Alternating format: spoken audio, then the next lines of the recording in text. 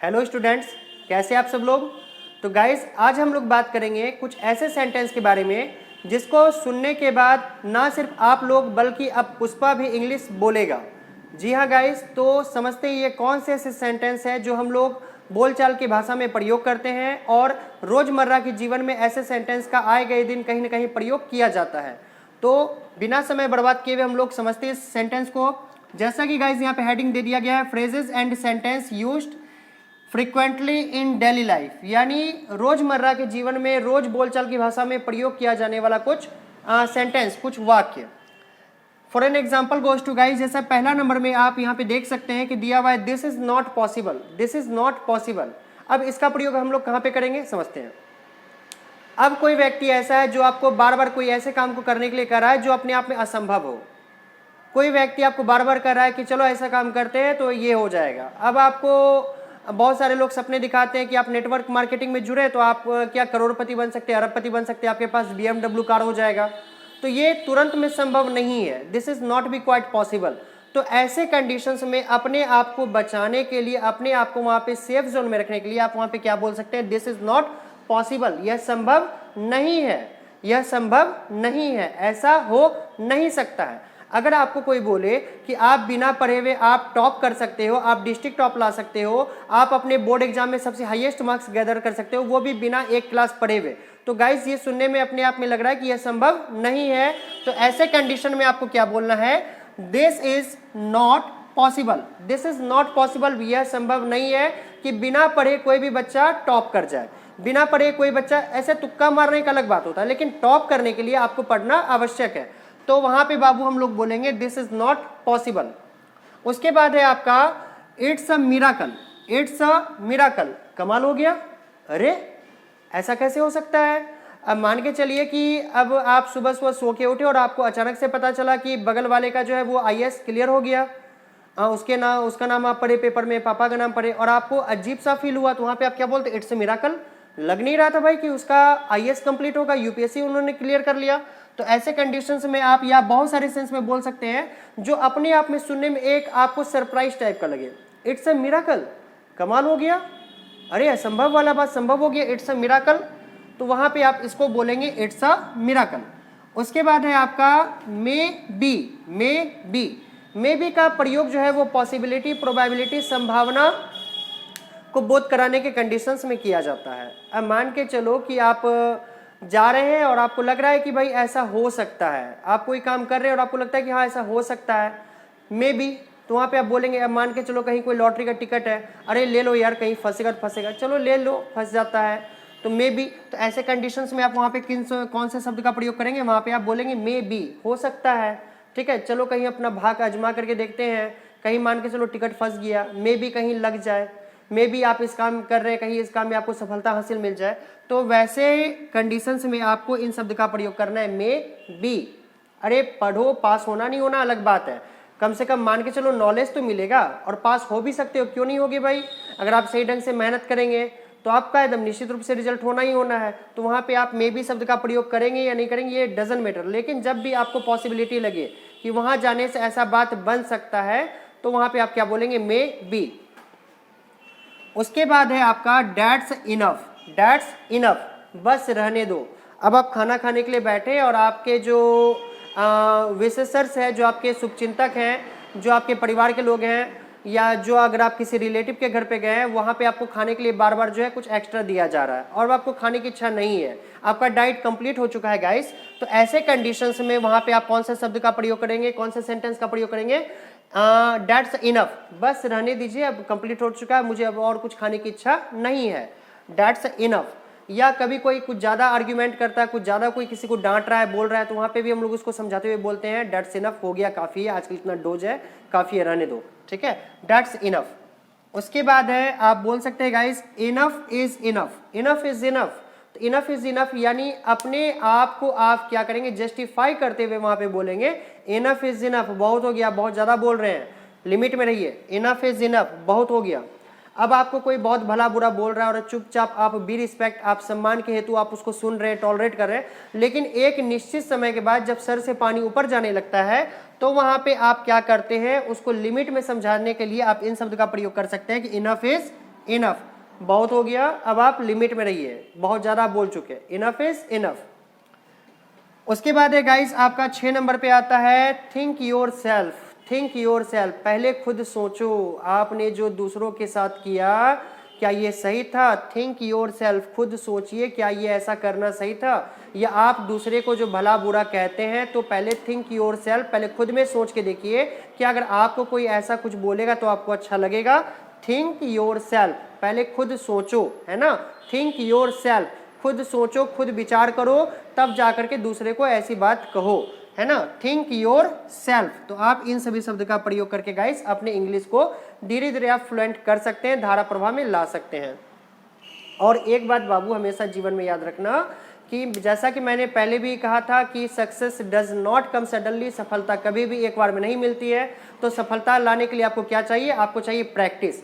अब आप 23 घंटा अपने घर में आप रहते हैं और आप मात्र 1 घंटा या कुछ मिनट का वीडियो आप देख करके आप चाहते हैं कि आपका इंग्लिश बहुत अच्छा हो जाए, तो ऐसा संभव नहीं है। तो वहां पे मैं आपसे कहूंगा कि दिस इज नॉट पॉसिबल, ऐसा संभव नहीं है। तो ऐसा संभव कब होगा? तो ऐसा संभव तब होगा जब आप इन टॉपिक को आप प्रैक्टिस करेंगे। किसके साथ? अपने दोस्तों के साथ, अपने फ्रेंड्स के साथ, अपने फैमिली मेंबर्स के साथ, अपने नेबर्स के साथ, आप इन लोगों के साथ जब आप इन सभी टॉपिक को प्रैक्टिस करेंगे तो धीरे धीरे आपका इंग्लिश क्या होगा, वो बेहतर होता चला जाएगा। और ऐसे कहा जाता है कि practice makes a man perfect. एक प्रैक्टिस ही ऐसा चीज है जो इंसान को क्या बनाती है? परफेक्ट बनाती है। तो आज से आप लोग क्या करेंगे? इन सभी सेंटेंस का प्रैक्टिस करेंगे। अब आगे हम लोग समझते हैं, अगला हमारा पॉइंट है नेवर माइंड। क्या पढ़ेंगे? नेवर माइंड, मतलब कोई बात नहीं, हो गया, कोई बात नहीं, रन लो। मान के चलिए कि किसी के गलती के कारण से आपका कोई सामान गिर गया और वो आपको एक्सक्यूज कर रहा है, सॉरी कर रहा है, तो वहां पे कोई बहुत बड़ी बात नहीं है, तो वहां पे आप क्या बोल देंगे? नेवर माइंड, कोई बात नहीं है, रहने दो, ठीक है, नेवर माइंड। तो वहां पे आप इन सभी शब्द का प्रयोग कर सकते हैं, इन सारे सेंटेंस को आप बोल सकते हैं नेवर माइंड। उसके बाद है गाइस आपका 8वां नंबर पे है गुड बाय, यानी किसी से अलगाव की स्थिति में जब आप लंबे समय के लिए किसी से अलग होंगे, या अगर मान के चलिए आप किसी रिलेटिव के घर पे शादी में या किसी पूजा पाठ में या किसी अन्य ओकेजन फंक्शन में आप वहां पे अटेंड हुए थे, लेकिन वहां से आप अलग हो रहे हैं, अलगाव की स्थिति का बोध हो रहा है, तो वहां पे क्या बोला जाएगा? Goodbye. क्या बोलेंगे? Goodbye. अब चलते हैं, अब चलने दीजिए, अब मिलते हैं, फिर हम लोग फिर बाद में मिलेंगे या फिर हमारी मुलाकात होगी बाद में, लेकिन अभी मुझे क्या दीजिए? आज्ञा दीजिए, गुड बाय। यानी अब हम आपसे परमिशन ले रहे हैं लास्ट कि अब हमें जाने की अनुमति दीजिए, अब चलते हैं, गुड बाय। याद रखिएगा इसका प्रयोग लंबे डिस्टेंस के लिए किया जाता है। ऐसा नहीं कि आप अपने स्कूल में बोलेंगे गुड बाय, जी नहीं, वहां पे बोला जाएगा सी यू टुमारो। क्या बोलेंगे? सी यू टुमारो, आपसे हम बाद में मिलेंगे, बाय। लेकिन गुड बाय बोलने का मतलब हुआ कि ये लॉन्ग टाइम पीरियड को डेडिकेट करता है, ये लंबे समय को सूचित करने के लिए प्रयोग किया जाता है। उसके बाद है guys leave me alone. Leave me alone, इसका मतलब होता है मुझे अकेला छोड़ दो। अब आप काफ़ी ज़्यादा फ्रस्ट्रेट हो चुके हैं, काफ़ी ज़्यादा आप डिस्टर्ब हो चुके हैं और कोई आकर के आपको बार बार परेशान कर रहा है, आप किसी से बातचीत नहीं करना चाहते हैं, आप अकेले बैठना चाहते हैं, कुछ देर शांत रहना चाहते हैं, तो ऐसे कंडीशंस में आप किसी को भी, कहने का मतलब किसी को भी, अपने फैमिली मेंबर में, अपने फ्रेंड्स में, अपने नेबर्स में, आप किसी को भी कह सकते हैं कि लीव मी अलोन, मुझे अब अकेले रहने दो, मुझे अकेला छोड़ दो, प्लीज़ मैं अकेला रहना चाहता हूँ, प्लीज़ लीव मी अलोन। ठीक है, तो वहां पे आपको कौन सा सेंटेंस का प्रयोग करना है? लीव मी अलोन, मुझे अकेला छोड़ दो, मुझे अकेला रहने दो। उसके बाद आता है आपका try to understand. Try to understand यानी समझने की कोशिश करो, समझने की कोशिश कीजिए, प्लीज ट्राई टू अंडरस्टैंड, कृपया समझने की कोशिश कीजिए। अब आप किसी को कुछ समझा रहे हैं, अपनी मजबूरी बता रहे हैं, आप अपनी बातों को रखना चाह रहे हैं, लेकिन वो आपकी बात को नहीं सुन रहा है, तो ऐसे कंडीशंस में वहां पे आप कौन से सेंटेंस का प्रयोग करेंगे? ट्राई टू अंडरस्टैंड, समझने की कोशिश कीजिए, प्लीज मैं कुछ कहना चाहता हूं। अब कोई आप अपनी बात को आप रखना चाह रहे हैं, लेकिन कोई आपकी बात को ध्यान नहीं दे रहा है और वो बात बहुत ही ज्यादा इंपॉर्टेंट है, तो वहां पे आप ऐसे सेंटेंस का प्रयोग करेंगे, ट्राई टू अंडरस्टैंड, मेरी बात को समझने का कोशिश कीजिए, है ना। तो वहां पे गाइस आप इन सेंटेंस का प्रयोग करके अपनी बातों को रख सकते हैं। जहां पे आप कहते हैं कि समझने की कोशिश कीजिए, अब उसकी जगह पे आपको क्या करना है? Try to understand. तो ये गाइस आपको थोड़ा सा इंग्लिश में हेल्प करेगा, क्या चीज को करने में? आपको फ्लुएंट करने में, आपको धारा प्रवाह बनाने में। उसके बाद आता है dear students wait a little, थोड़ा इंतजार कीजिए। अब आपके कोई अंकल आए हैं, पापा के दोस्त आए हैं और घर पे वो आपके पापा को खोज रहे हैं और पापा वॉशरूम में है, बाथरूम में है या वो शेविंग कर रहे हैं, तो अब आप पापा को इन्फॉर्म किए और पापा ने कहा कि उनको बोलो रुकने के लिए, तो आप उनको क्या कहेंगे? Uncle wait a little, uncle कृपया थोड़ा सा इंतजार कीजिए, पापा तुरंत आ रहे हैं, ठीक है, पापा जस्ट कमिंग। तो यहाँ पे आप क्या बोलेंगे, वेट अ लिटिल, थोड़ा इंतजार करें, थोड़ा सा वेट करें। या जब आप किसी से फोन पे बात कर रहे होते हैं तो आप क्या करते हैं, अगर इसी बीच में कुछ अगर इंपॉर्टेंट काम आ जाता है कुछ सेकंड का, तो वहां पे आप उसको भी बोल सकते हैं वेट अ लिटिल, या थोड़ा सा होल्ड कीजिए, या वेट अ लिटिल, थोड़ा इंतजार करें, हम तुरंत आ रहे हैं, जस्ट कमिंग। उसके बाद है गाइस आपका नथिंग स्पेशल। क्या है, नथिंग स्पेशल। अब आप तैयार होकर के गेटअप सेटअप करके आप स्कूल गए, कोचिंग गए, कॉलेज गए, और वहां पे आज आप काफी ज्यादा अच्छे लग रहे हैं देखने में, आपका मेकअप जो है, आपका बॉडी लैंग्वेज, आपका ड्रेसिंग सेंस काफी ज्यादा अलग दिख रहा है, और आपसे आपके फ्रेंड के द्वारा बार बार पूछा जा रहा है क्या बात है, आज तुम्हारा बर्थडे है क्या, या क्या बात है आज कुछ एकदम नया दिख रहे हो। तो वहां पे ऐसे कंडीशंस में, और वहां पे कोई मैटर नहीं रहने के कंडीशंस में, वहां पे आप कह सकते हैं नथिंग स्पेशल, कोई खास बात नहीं है, बस ऐसे ही आज हम तैयार हो गए, या आज ऐसे ही हम न्यू ड्रेस पहन लिए, है ना, नथिंग स्पेशल, नथिंग स्पेशल, यानी कोई खास बात नहीं है, नॉर्मल सा डे है, नथिंग स्पेशल। उसके बाद गाइज है आपका 13 नंबर में not the least, not the least, जरा सा भी नहीं। अब आप खाना खा चुके, डाइट एकदम कंप्लीट यहां तक आ चुका है, और उसके बाद आकर के कोई आपसे पूछे कि एक पूरी आप लेंगे, थोड़ा सा आप दाल लेंगे, थोड़ा आप चावल लेंगे, तो वहां पे आपको अपने आप को बचाते हुए क्या बोलना है, नॉट द लीस्ट, जरा सा भी नहीं लेंगे, प्लीज कंप्लीट हो चुका है, अब रहने दीजिए, thank you for this. Not the least, जरा सा भी नहीं, नॉट द लीस्ट, जरा सा भी नहीं, याद रखिएगा इस बात को आप लोग। उसके बाद आपका आता है कम लेट अस गो, कम लेट अस गो। अब गाइस सेंटेंस, इस सेंटेंस को हम लोग कैसे पढ़ेंगे, कम पे थोड़ा सा फोर्स करेंगे, उसके बाद थोड़ा सा हल्का सा रुकेंगे, उसके बाद इस सेंटेंस को पढ़ेंगे कम लेट अस गो, कम लेट अस गो, यानी चलो चले, आओ चले। अब आप अपने फ्रेंड के घर पे गए और वहां से आपको किसी पार्टी अटेंड करने के लिए जाना है, तो वहां पे वो भी तैयार है और वो बस निकलने ही वाला है, वो स्लीपर या वो शूज को वो चढ़ा रहा है, ले रहा है, पहन रहा है, और वहां पे आप उसको क्या बोलते हैं, बाहर से आवाज देते हुए बोलते हैं कम लेट अस गो, चलो चले, या आओ चले, मैं आ चुका हूं, चलो अब चलते हैं, हम लोग चलने का समय हो गया है।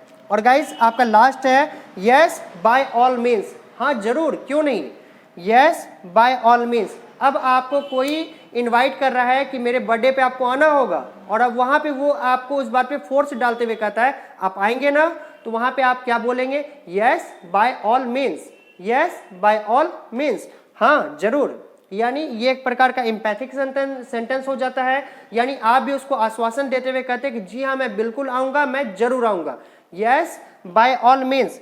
अच्छा आप पढ़ेंगे ना, मन लगा करके मेहनत करेंगे ना बच्चों, तो आप हमें क्या कहेंगे, यस बाय ऑल मीन्स, हाँ जरूर। अब अगर आपकी माँ आपसे कहती है क्या तुमसे ये काम हो जाएगा, तो आप क्या कहेंगे, यस बाय ऑल मीन्स, हाँ जरूर। तो गाइस आई होप कि ये टॉपिक आपको समझ में आ गया होगा, और मैंने आपसे पहले भी कहा कि practice makes a man perfect, practice ही एकमात्र ऐसा चीज है जो इंसान को क्या बनाती है, परफेक्ट बनाती है। तो आई होप बच्चों कि आप लोग आज के बाद से इन सेंटेंस का क्या करेंगे, अपने परिवार के लोगों के साथ, अपने फ्रेंड्स के साथ, अपने नेबर्स के साथ, या आपके डेली लाइफ में जो भी लोग आपसे जुड़े हुए रहते हैं, कोचिंग में, स्कूल में, कॉलेजेस में, या आपके समाज में, सोसाइटी में, आप उनके साथ जब आप बात करेंगे तो बीच बीच में इन सारे सेंटेंस का प्रयोग आप करेंगे अकॉर्डिंग टू सिचुएशन, जहां पे जिसका यूज होने वाला हो वहां पे आप इसका यूज करेंगे। तो आई होप कि मैं आशा करता हूं कि आज आप मेरी बात को समझ गए होंगे, और इस सेंटेंस को यूज करके आप धीरे धीरे अपने इंग्लिश को बेहतर कर सकते हैं। तो आज के लिए इतना काफ़ी है, रहने दीजिए, फिर हम लोग मिलेंगे अगले वीडियो में एक नए टॉपिक के साथ। तब तक के लिए have you nice day and have you nice time. Thank you so much guys.